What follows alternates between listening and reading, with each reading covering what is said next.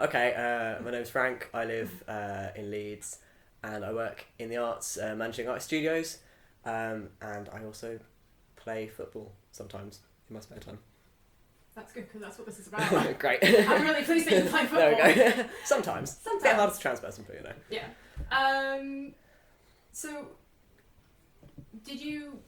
So when did you start playing football? Did you start playing football as a kid, or is it something that started later on? Yeah, I started playing football when I was 9. I lived in a tiny, tiny village, and the village, about a mile up the road from us, set up a girls' football team. So, my dad just dragged me and my mate along and said, they're setting up a team, you should go play. So that was kind of it. And I've been playing since then, apart from 3 years in uni, because I didn't like the uni team, because it was just very cliquey and horrible. But yeah, since then played half a season in midfield in our first ever season. I was playing a year up because there weren't enough people to make 2 teams. So I was playing a year up, played half a season in midfield, and then I've been in goal since then because I was the only person who liked rolling around in the mud, and it was cracking. And that first team was called Bosham Girls Under 11s, it would have been.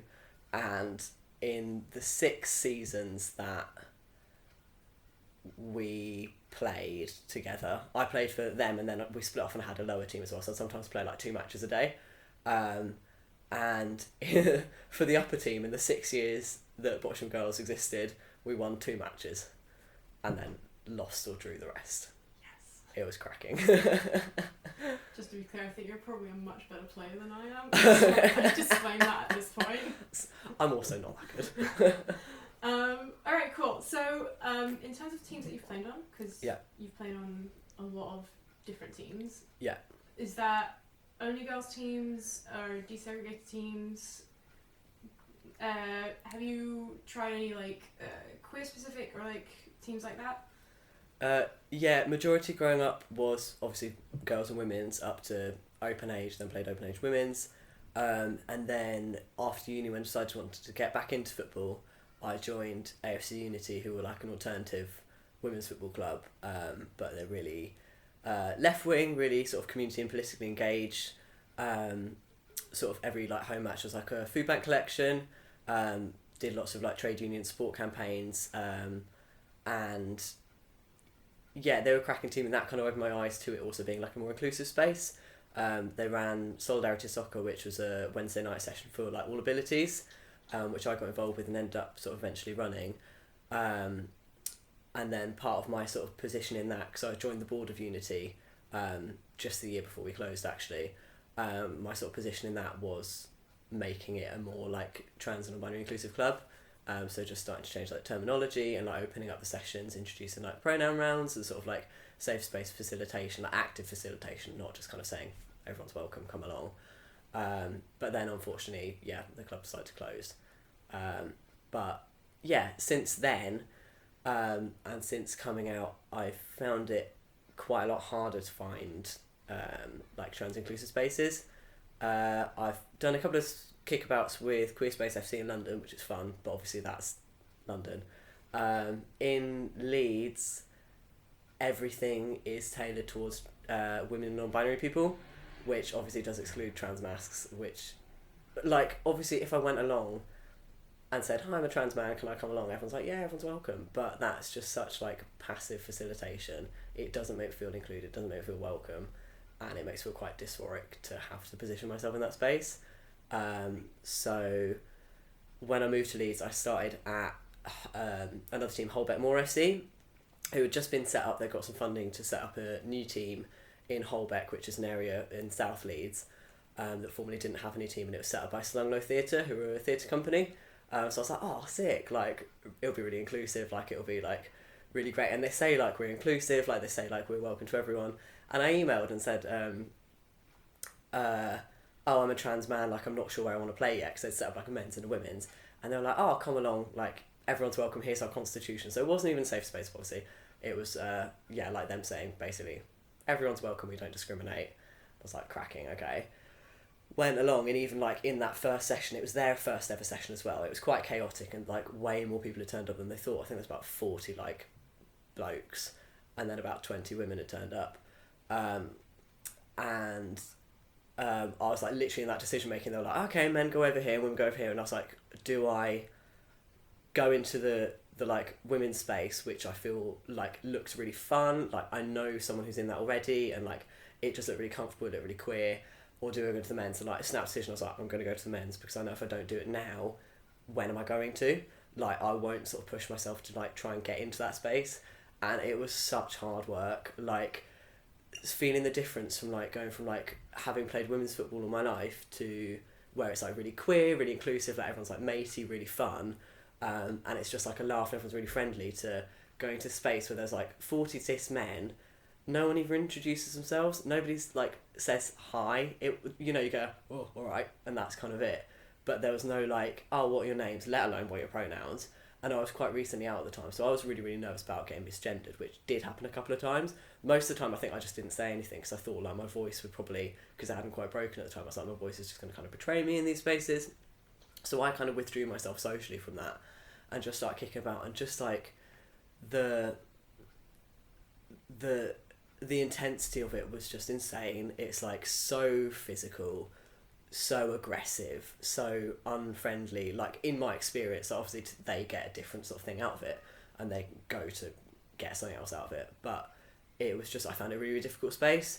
I trained with them for about 4 or 5 months, and like the coach knew I was out, and like the guys who were running it, and they were really lovely, they're really supportive, they're like, yeah, you're welcome, like we'll support you, and like they challenged me as well. They'd be like, okay, you need to be working on this, this and this, which is what I wanted. I didn't want it to just be like a tokenistic, like, oh, you're trans, so like you're probably going to be a bit like less good, or like less able to compete with cis men.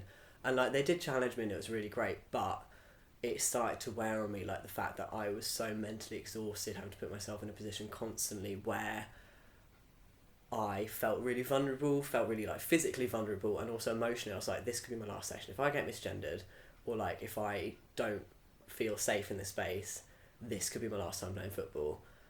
Because I was like, well, I've tried men's football, and I've tried one of the more inclusive spaces for men's football, and it's not been very good. And also, like, I found it challenging because the sessions themselves weren't really tailored to like developing. So like you just stand in goal in like January, and it'd be absolute freezing, and they'd just boot balls at you, and then that'd be it. You wouldn't get any conversation, you wouldn't get anything. It was just like, well, off you go. Like, we're going to smash balls at you for like an hour, and then you're going to go home and feel like shit. So that wasn't great. And then I tried playing for another team, Yorkshire Terriers, who are like Yorkshire's like LGBT inclusive team, and they're like a nice group again, like nice friendly group of people. But again, there was no kind of like active facilitation. There was no like, come along, what's your name, what are your pronouns, or like anything like that. And by that time I was like passing, so I felt a little bit more sort of safe in that space, because it was open to like all genders, but it kind of also didn't really feel like that. And I played with them for a bit, but similarly, just like I felt my confidence getting more and more knocked, feeling like I could only play in a space with cis men, like absolutely belting balls at you for an hour. Again, no warm up, no like training. It was just like you go, you kick about for an hour, they all yell at you, and then they're like, yeah, so you're going to sign up for 11s? Yeah, we've got this game on Sunday. And we're like, am I fuck? Like, there is no way I'm doing that. Like, I will get snapped in half in about 5 seconds, and I don't enjoy it, and I knew it would just do more and more to knock my confidence. So I played for them for a while, and then I was going off for surgery, and just sort of didn't go back after that. So like I have tried to explore like playing in like predominantly cis male spaces, but it's just not it. I just found it too emotionally like draining to like challenge myself every week to do it. And also I thought it probably wasn't long before I'd get like a serious injury as well. Like I was getting battered, especially in goal. People just like take you out constantly. And so yeah, beyond that, I haven't wanted to participate in spaces which have been specifically like women's and non-binary, because it doesn't feel like the right space for me. And also what frustrates me is that a lot of the time the spaces that advertise as women's and non-binary also advertise as like beginner sessions, which is great. Like those spaces are really needed, but what it means is actually I want to play 11s football competitively. I want to play in goal. I want to play Sunday League where it's like pissing it down with rain, it's muddy. like you're getting battered by like you're in a cup match against a team like 2 leagues up and they're winning like 12-0, but that's the sort of thing that I love, and I want to play competitively and I want to challenge myself in training. And like you can challenge yourself in all levels of training in like mixed ability in beginner sessions, but I just find it really frustrating that the only people who seem to try are the beginner sessions, instead of also being like, okay, we're an 11s team, we're also going to open ourselves up to trans players.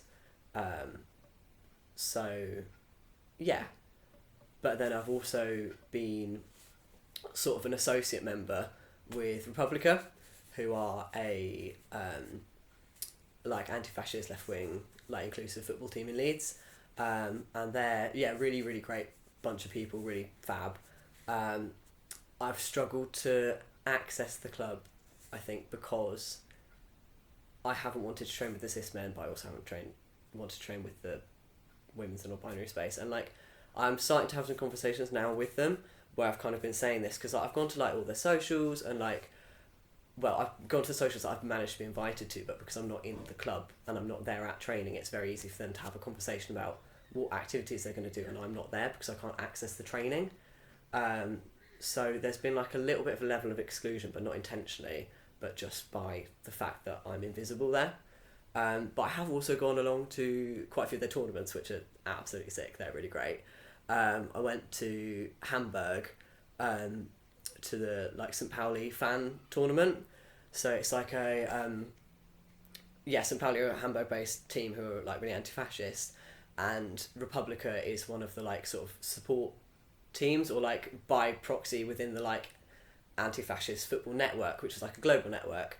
And St. Pauli have like other teams like Glasgow St. Pauli, Yorkshire St. Pauli. They kind of have these factions like all around the world.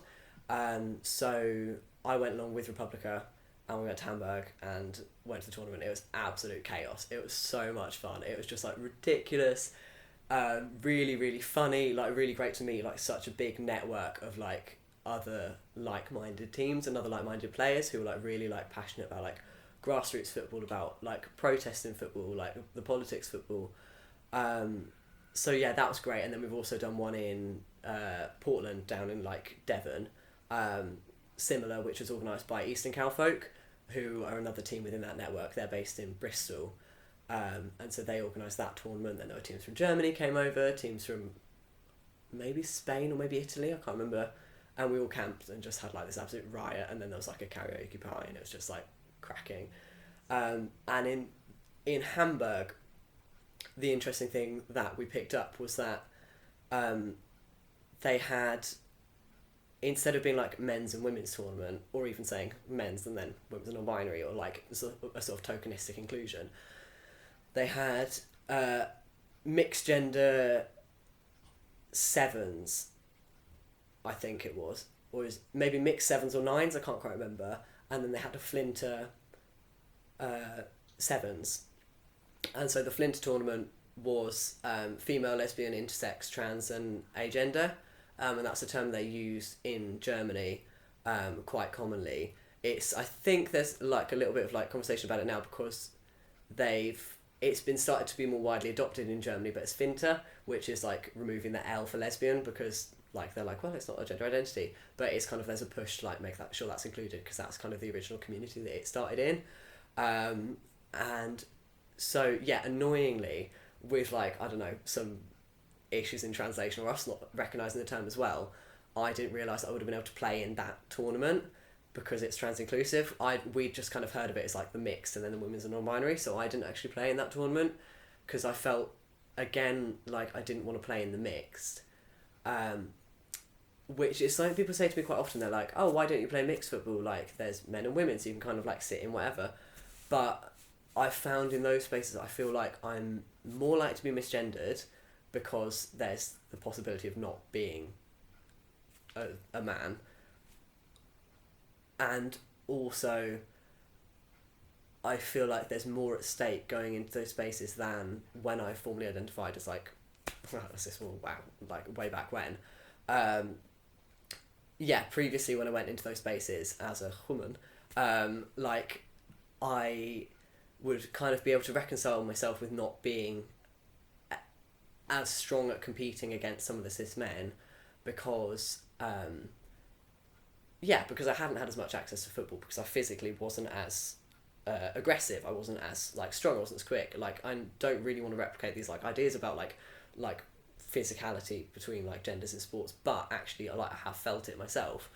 And like going into those spaces, into those mixed spaces previously, I was able to kind of reconcile that within myself, and it didn't make me feel too dysphoric. But since like transitioning, going into those spaces, I'm like, okay, well now I'm still competing with cis men and I feel dysphoric because I can't compete with them. So it's even like in a mixed gender space, I feel like I have more at stake going into it than a cis woman going into those spaces. So yeah, I didn't play the mixed tournament there, and I didn't play the Flinter one because I didn't know that existed. But then when we went down to Portland for the Eastern Cowfolk tournament, they'd adopted the term Flinter because like a few of their like players like in Hamburg, we were all just chatting, and like I was having some really fantastic conversations with them, with some teams in Germany, and they're like, oh, why aren't you playing? Oh, do you want to come play with us? And I was kind of explaining it to them, and people kind of quite often forget that trans men can't access these spaces as easily as other people. And so they were like, oh, if we adopted this term, would you feel comfortable playing in Portland? And I was like, yeah. So I did, and that was cracking. That was like a really, really kind and inclusive and like thoughtful gesture, I think, for me, because they'd sort of seen that I was struggling in Hamburg because I wanted to play but didn't know where, and felt upset because that is my space. Like, it's been my space since I was 9, like playing football. I should be there like in this like anti-fascist tournament, like going like going crazy and like having a kickabout, but I felt like I couldn't. So they kind of saw that and were like, okay, well, we're going to start making steps to like adopt this terminology which will make you feel able to play. And so I did. I played shit because I was really hungover, because we'd all got really, really drunk the night before at the party. But it was just like, that was one of the few times this year where I've actually really actively played because they'd made that kind of gesture. So yeah, that's kind of my footballing up until now, I guess. From then to now. Yeah, sorry, that was really long. No, that was perfect. That was Cool. exactly right. Okay. I have like, can you just repeat again what Flinter stands for? Yeah. Flinter is female, lesbian, intersex, non-binary, trans, and agender. Okay, so Flinter. Okay, got it. Yeah. Cool. I've literally never heard of it before. Oh yeah, it's a great term. It's trans inclusive. It's so good. Thank God. That's all we need. In your ideal team, yeah, what would that look like for you? Or a place where you would want to play, not necessarily the ideal team for everyone, just like what you want. What I want ideally would be competitive Sunday League 11s, not like competitive, particularly good. I'm talking like kind of shit, muddy kickabout, and then you go for chips and a pint after. But I want it to be 11s. I like the scale of it. As a keeper, I love like having that area to command, and I like having a more sort of tactical game as well. So not just about sort of like 7s and 9s can be great, but it's just so quick and it's so like. I want 11s where like you can play as a sweeper, you can like push up a higher line, sweep at the back. That was kind of like the game that I played, was very on the ground. It's kind of like we were with Unity, we were kind of training like the Barca Ajax kind of like style, which was like a lot of like playing from the back, ground passing, and then particularly in like lower league, women's Sunday league, opposition teams tend to have like one like fuck off massive like can boot the ball a million miles like midfielder, and then they'll have like a couple of quick forwards, and the game they'll always play is they'll just hoof it like halfway down the pitch, and then there'll be like a nippy forward who'll run. But if like what I loved was like the tactics of really pushing a high line, and we had like quite by sort of the end of Unity we had like a really, really tight back line, push them really, really high up, and then all those balls that are coming over the top are just going to sweep up, like come out of box, on the ground, just get it, and then just distribute it back out.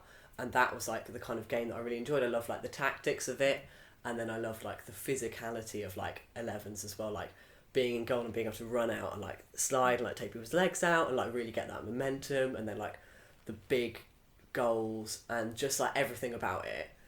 So ideally 11s, lower level Sunday League, just a bit of fun, and no cis men, but everyone else included, against other teams that also have that similar representation.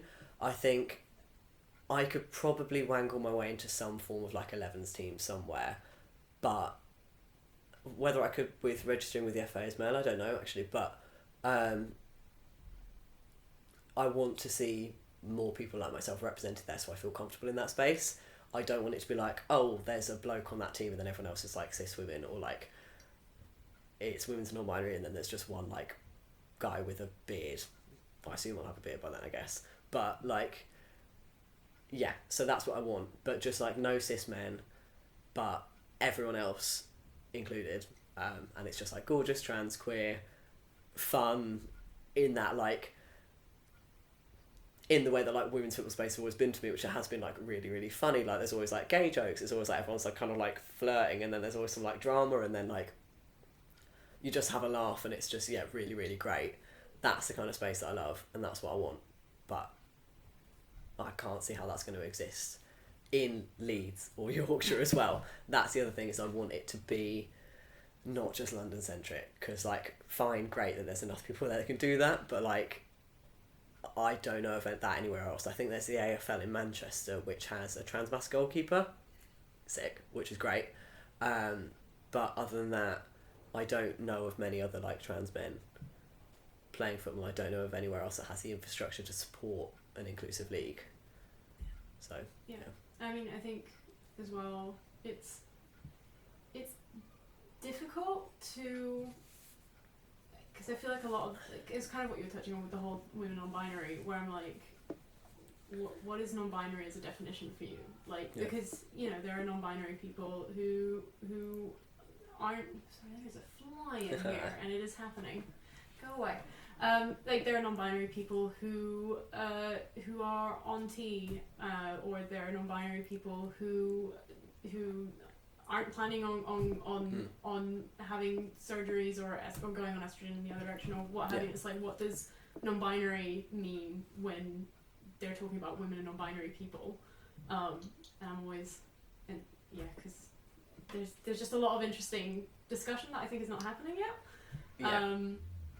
And it sounds like something like Flinta is doing something to remedy that. Yeah. So, okay, I wanted to ask about, in terms of teams that include cis men.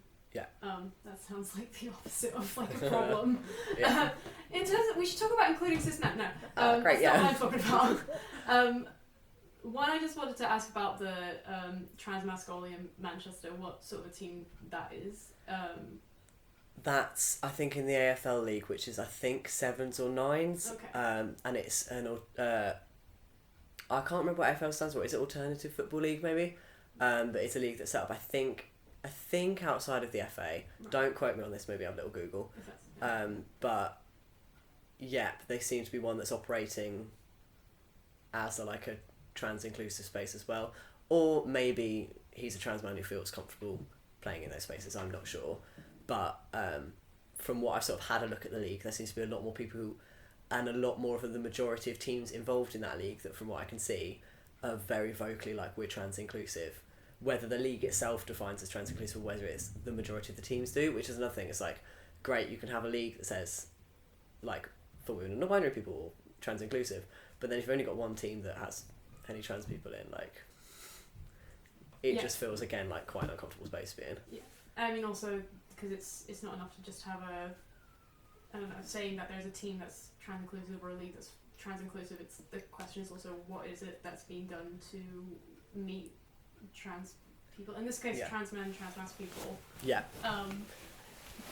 to make them feel like they can go into places, you know, obviously as kids, as adults. So I want to see how to phrase this, because I promise I'm not leading you on or putting like any words in your mouth. So my question is sort of around, like, if there was a trans inclusive space, a queer inclusive sort of wider space, how one would make that in a way that didn't include cis men, because of the sort of like the gatekeeping that might exist around like looking at somebody's body and deeming that to be a cis man's. Yeah. And whether this is very, very loaded, I know, I'm sorry. Okay. Whether it is possible to create a space that is all inclusive but which is defined by sort of queer and trans inclusive interests versus cisgendered interests, if that made sense as a question. Like as in like in a sort of ideal world, whether you'd be interested in playing with cis men if it was different from your previous experiences, which is that you are entering a space that is cis male defined. Yeah. Whether it would be different if you thought that cis men were coming to a space where they have to align themselves after like trans and queer inclusive language and include like and just the way that we talk with each other, like asking for pronouns, making sure that we're all doing okay, asking each other's names, making sure that everybody's being included if they're not necessarily, I don't know, the most talkative or shy or nervous or what have you, which doesn't happen in a lot of cis male spaces. Yeah. So whether you would be interested in including cis men if they were coming into a space that they were invited to, rather than doing what it is they're trying to do, I guess. Yeah, yeah. But I think I wouldn't be wholly against it if there was a majority of people who aren't cis men there. I think if it was like someone's mate who's really on board and they know to kind of like not take up space and like not absolutely batter balls, not like really like showboat, if there are people who are willing to engage in that way, potentially, I think the dream would be not. Because I think they just have enough space. It's why take up space in the one place that we might have to play football. And because I think, and it's probably some work that I have to do myself, sorry, but I do still find it really difficult competing in a space where there are cis men, because it just makes me kind of go into myself in terms of like my own physical abilities. Like I can, when I play in spaces that don't include cis men, I feel strong, I feel confident, I feel quick, I feel like capable of making like snap decisions about whether I should go, whether I should stay, whether I should come out, like, and commanding people. I think as soon as there's cis men in that space, because of what I presume to be, well, I don't know every cis man in the world, but like what I presume to be their level of like physicality and like their experience and their access to football, I just then feel like I am questioning my abilities, which is really frustrating because there shouldn't be these differences, but that just I feel like there are. And there'll be other trans men who won't feel that, and there'll be trans men who can compete, but also like I'm not that good. Like I shouldn't have to be like professional England women's level or like WSL level to be able to compete with cis men. Like I should be allowed to be a bit shit as a man. Like yeah, so it's just a bit difficult to also be like actually not the best footballer in the world and trying to compete with cis men who just naturally have this like majority of the time they naturally have this ability to be better. If that makes sense. No, that was a really good answer. Sorry, I definitely I didn't want to be like I didn't want to like put anything on you in case that was like uncomfortable too far or anything. But that was a really good answer, because I think like a part of what I'm also interested in is of course like because we exist in a strange kind of space where like for whatever like we haven't been able to access cis male spaces, and so this idea of male privilege and suddenly like now you pass, now you have to go and only do stuff with cis men all the time, and or you have to be in the women and non-binaries team, and you're like okay, fit in neither of these two worlds really, and sort of what that feels like essentially in football, which is and I find it really frustrating because a lot of people just shrug it off. Like a lot of like cis men in like cis men factions of like inclusive teams that I play with like have been like, just come along to the men's trainings, we're all a bit like shit, or we're all a bit we're really friendly, like come along, you'll have a laugh. And it's like, actually you're not hearing me, you're not hearing that I do not feel comfortable competing with you in that space. Like people kind of tend to just like shrug it off, or they also don't want to challenge whether you want to play in the men's space because they don't want to be perceived as maybe either misgendering you or like questioning whether you want to be in a men's space, which you can see why people like struggle to toe that line, but also like you need to understand the nuances of what it is to be a trans person trying to access like sports or any space. Like you need to understand like the intricacies and like the vulnerability and the social exclusion and like the physicality and competing and the immense like mental pressure that takes to do all that. It's not just like, oh, come along to blokes because we're friendly. Like you've just completely like erased everything that I feel about that space. So yeah, that's quite frustrating. Yeah. No, it's a complicated one. So Yeah. sorry, thank you for answering that. I hope that wasn't like too aggressive. I'm overthinking like. Oh no! I have these rants quite a lot with people. It's fine. Right. I mean, ideally, it would be great to have like a full-on trans-mask team, but you have to find like that amount of people. That amount of trans-masked, yeah. That amount of trans-masked who want to play football at a particular level of playing. Yeah. And then a competing team. Yeah. Yeah, that's the thing. I just want to play competitively. I want to be challenged. I want to play semi-good Sunday League. Yeah. Yeah. So, Gendered Intelligence are doing a study on trans inclusivity in sports generally, and found that like around 60% of trans people and 64% of non-binary people do not generally do activity enough that it is healthy. Like and so whether you have any thoughts on just any thoughts, any level, any age, what it is that is needed to make trans people feel like, let's say trans masks, let's focus on the right, but like trans masked people and trans men, trans boys, to be able to access, in this case, football spaces, like anything that like pops to your head. I think more training and awareness for anybody in management, anybody in like some power structure. So like for coaching, say like if you want to go for your coaching FA level 1, 2, 3, whatever, there's some level of like inclusion and like gender awareness within those. So then when they're setting up teams, they can kind of say, "Ooh, I see you're having a bit of a gendered time here," like in whatever's going on in your head. Like, and then they can start to like support people through that, or they might be coming to them as a trans person. They can kind of go, "Okay, like this is what you need, or this is what you might be experiencing," and like we can kind of try and like help you with that. Yeah, I just think, and people vocally and actively being trans inclusive spaces as well. I kind of see it as like passive facilitation or active facilitation. So like Holbeck were very passive.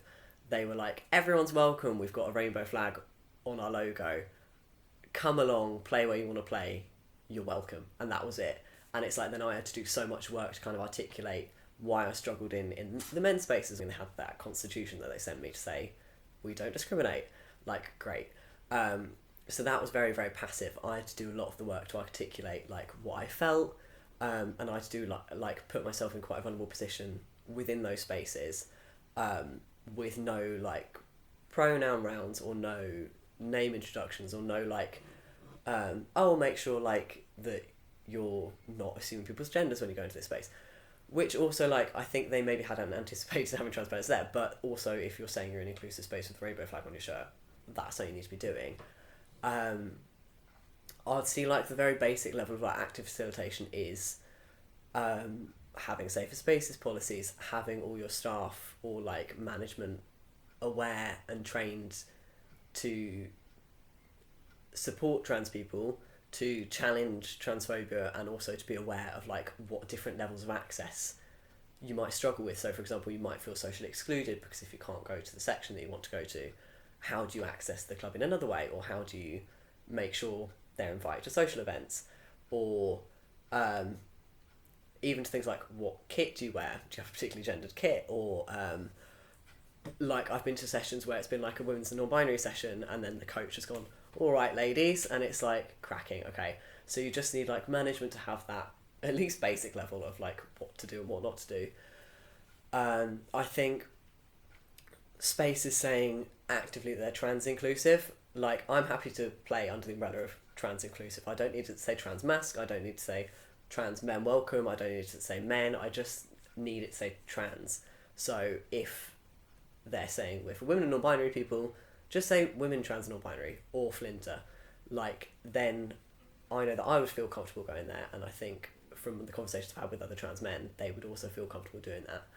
So there are kind of like quite small things you can do as clubs or as management to start making your spaces actively trans inclusive, instead of just going, oh, it's women's and non-binary, but you're a trans person, but you can come along anyway. Like, that's me again having to do a lot of work to like forge my own access to these spaces. And then beyond that, like, start self-organising. If a trans league doesn't exist, start self-organising one. If you're a club that holds power, that is trying to support trans people, if you're wearing a rainbow flag, it should be your responsibility to create a space where trans people can play, because otherwise it's just tokenistic and like, get over yourself. So yeah, start organising friendlies, start organising spaces in which your trans members or trans players can play in comfortably. If they can't access your club and they're wanting to, then yeah, set up spaces where they can. I know there's not a lot of demand, but like, there are enough people in Yorkshire, like between Leeds, Sheffield, Manchester, we could quite easily probably have like some 7s and 9s friendlies amongst the like more inclusive, more supportive clubs that are outside of the FA, because that's the problem as well as being FA regulated. But yeah, you could do things to support and make an active space for trans people to participate, not just say, "I'll come along to training, but sorry, you can't play in the Sunday league." Like, that's kind of not great. That's good. Can I ask one final question? Uh-huh.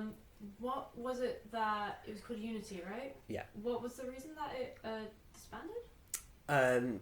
Just we came through the pandemic, and during that time, the 2 founding members stepped down, and so we took over as a board instead, but it just like, because we'd opted out of playing that season of 11s, a lot of players had gone to other 11s clubs instead, so we just kind of didn't have the players and didn't have the like infrastructure as well. Like, the 2 founding members were just very, very key in running that space, and it was almost like when we weren't playing 11s, like, we had all this like club infrastructure, so much like admin and like so many systems that just felt massive for what we ended up doing, which is the Solidarity Soccer free Wednesday night sessions. It just didn't sort of work. So yeah, that disbanded, which is a shame, because that was, had the pandemic not happened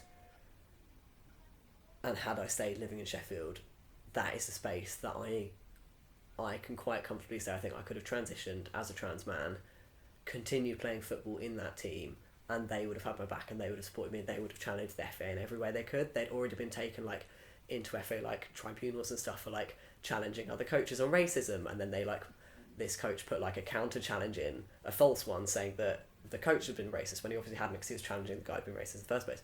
So like, they'd already been going like and butting heads with the FA on quite a few different levels, and yeah, I just feel like they would have been the people that would have supported me to continue as a trans man playing football, but because of a series of quite unfortunate events, that space no longer exists to me. So now trying to find a space that will accept me, that doesn't know me and doesn't have that infrastructure already in place, is like really difficult. Cool. Alright, is there anything that you feel like that fly is gonna, is there anything that you haven't mentioned? Is there anything you haven't mentioned that you feel like you'd want to talk about in relation to, anyway, anything you've played, any experiences you've had? I should probably ask you like one really fun experience that you've had playing football. Oh god. I've had too many. I think you can also do more than one. I promise you're not. Okay. It's not like. I mean, Hamburg was a crapping experience. That was just like so fun to be in like that sort of like group of like people who were so like minded, and so like it was such a like political space. It was so active. It was so like caring and fun. Probably one of the most fun experiences was in our final season playing for Portugal Girls. This is the team that like never won.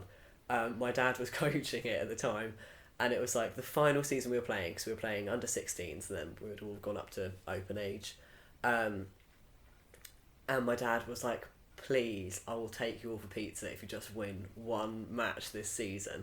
And we were competing yet again for the bottom of the league place with another team, and then we beat them 1-0, and that was the second win we'd ever had, and that was just cracking. Like, that moment we were all like, oh my god, what the fuck, it was so insane. But like, that team was just incredible. Like, it was so silly. Obviously, like, going out every week and getting battered, like sometimes you'd lose like 12-0. That's not uncommon within women's leagues because like the sort of talent disparity is so high, particularly in like the lower levels. But we had the best defense because we had so much practice. Like it wasn't like we just couldn't score. That was a problem. But we had like the tightest back line, and we had the best team spirit. Because obviously, if you go out and get battered every week and still come back, like, of course you love each other. Of course you're just there to have a great time. And it wasn't that we'd ever like take the piss or like be like, oh fuck it, we're losing, so we're gonna hoof the ball around. We tried our best every single week, but just happened to get battered. So yeah, I think particularly that win, and then my dad being like, fuck, I've got to take everyone out for pizza now, and like taking like a massive group of us to Pizza Hut. I think he did kind of regret, because he kind of thought we might not, I think, but yeah, that winning that game was just sick. That was so good. That's great. I love that. That's good. I think we might call it now. That was amazing. Thank you. Cool. That's all right. Thank you for giving me a really easy and nice first conversation